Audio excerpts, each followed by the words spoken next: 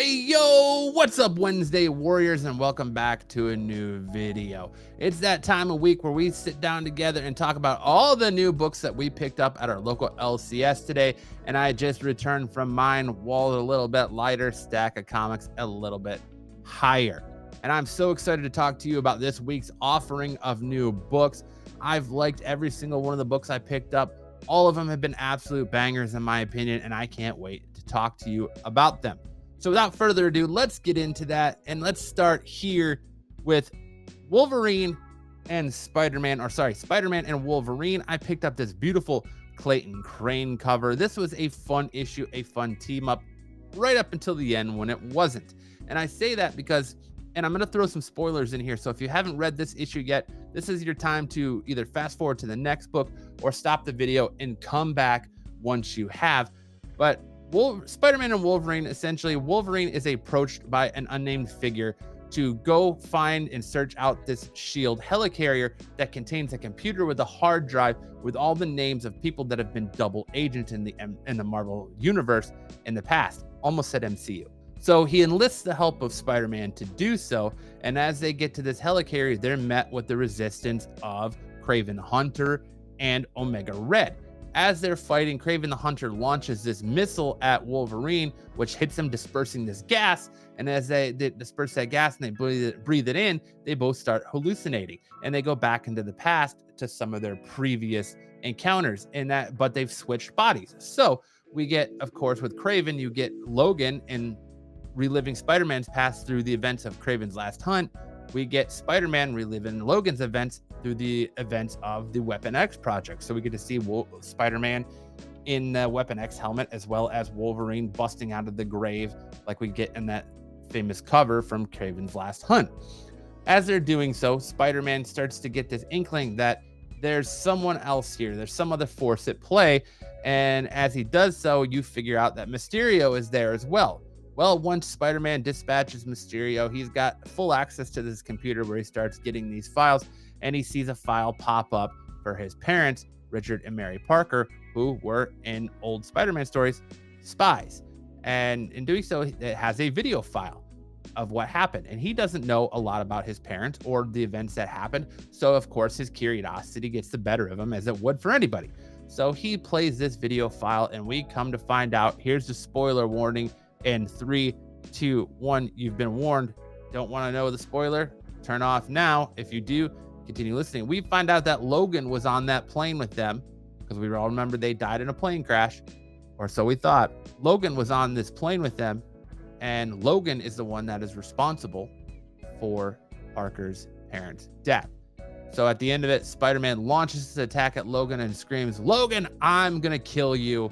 And that's where the issue ends, and we're going to pick up in issue 2 with that fight and them probably settling this dispute and finding out what really happened.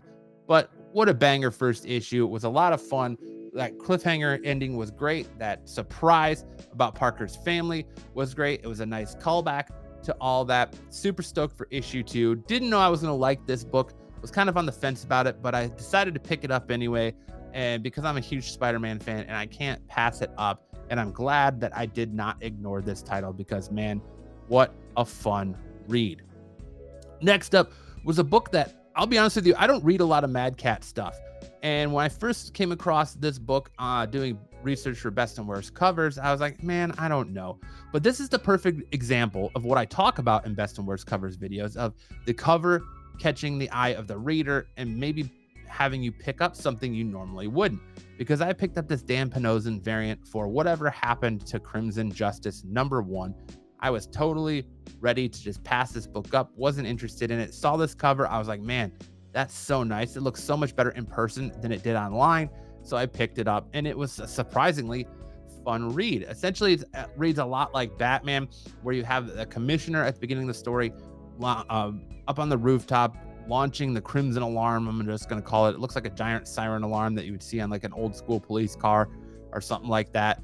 And you essentially think that the Crimson Justice, his foe, Dr. Mayhem, and his sidekick, whose name's escaping me right now, are all die in an explosion. And other heroes have come along since, inspired by Crimson Justice. But things have happened to them too. And we're at a point in time where there's no more vigilantes. We're going to find out what happens. Well, Dr. Manhattan or Mayhem, I want to call him Manhattan. Dr. Mayhem appears on the rooftop and kills this commissioner, which launches us into this story.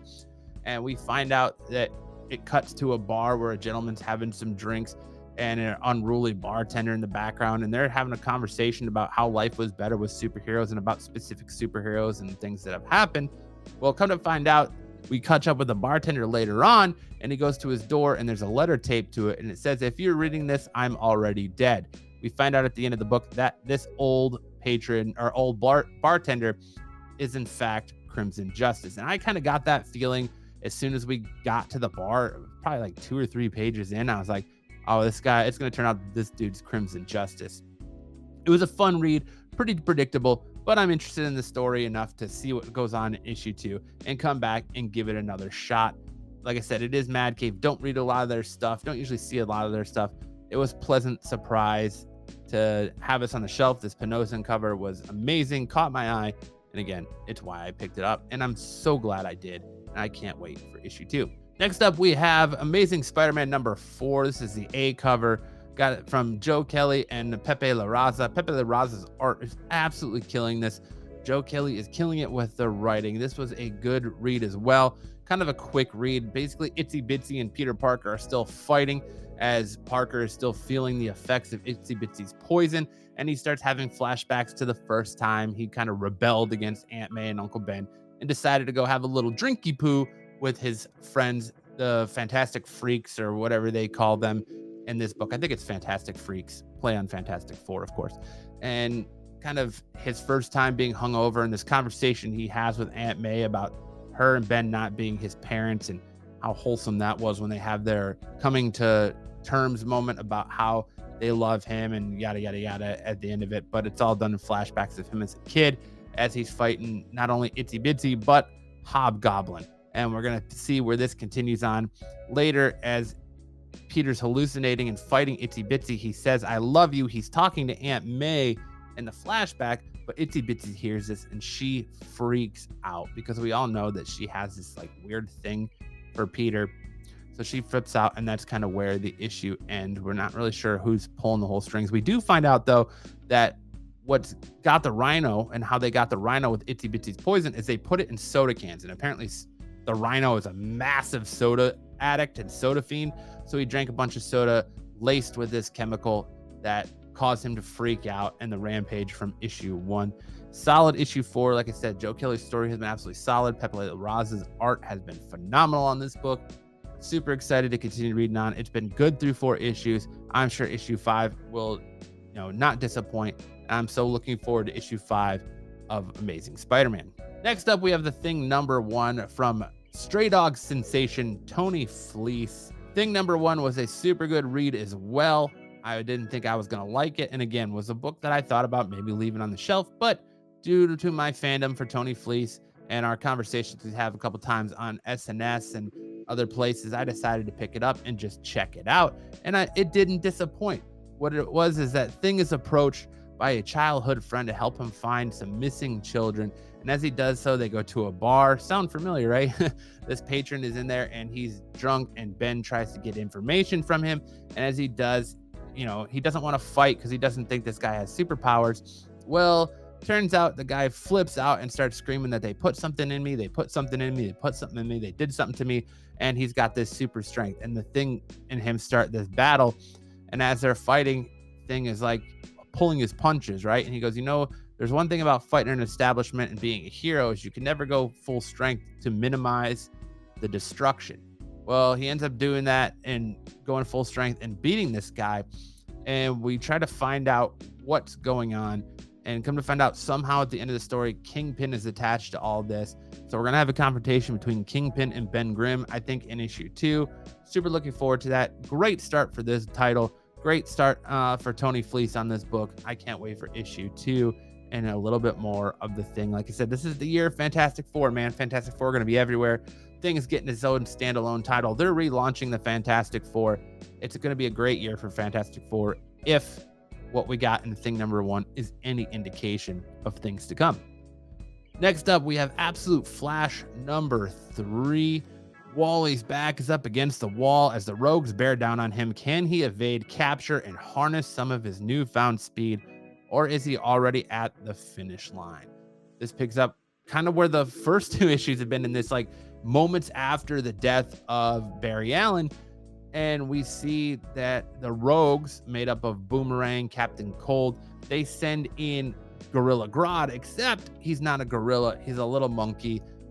Wally West and Gorilla Grodd touch fingers, and they instantly like mind meld and see each other's past and where they've been, and they decide to join forces.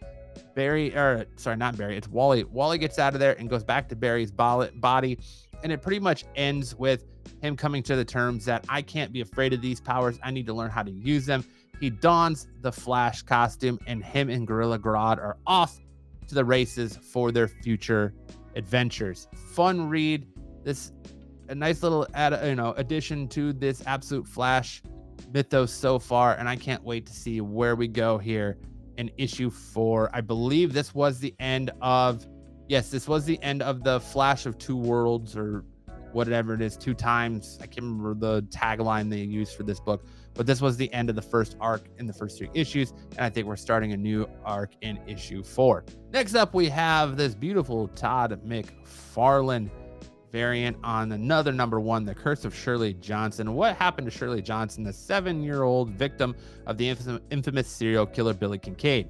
The Curse of Shirley Johnson, an epic new chapter in the Spawn universe, explores the fate of the innocent young girl. Her harrowing adventure with the stranger are laid bare as her story and world she now inhabits is revealed. Fun read, another fun just adventure in the Spawn universe.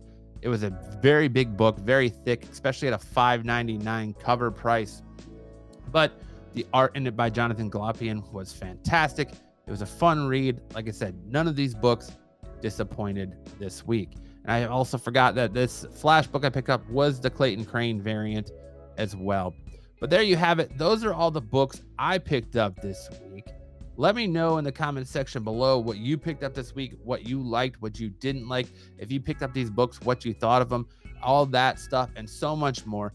If you like all the content we're giving you on this channel, make sure to hit that like button, hit that subscribe button, leave a thumbs up, leave a comment, and that'll get you an entrance in. We're still 200 subs away from our 1,000 sub giveaway, which contains this comic book mystery pack. That'll be for books ranging anywhere. Well, sorry, not 4 books. The pack itself will range from anywhere from $100 to $500, filled with books. Gonna try to get 11 books in there, and of course, our first edition, addition to this compact is this Battle Beast blind bag, as well as a Battle Beast issue number 1A cover. So that's available at 1,000 subscribers, and the way you can win that is, of course, like I said, by subscribing. That gets you 1 entry. Leave a comment. That gets you another entry into the drawing for that comic book mystery pack once we hit 1,000 subs. But that'll do it for me in this video. If you want more content from this beautiful channel, which we're bringing to you almost every day of the week, make sure to check out one of the other videos that are going to be linked probably at the end of this video. And on that note, that's it for me. I hope you guys have a great Wednesday. Enjoy the rest of your week, and we'll see you next week around the spinner rack.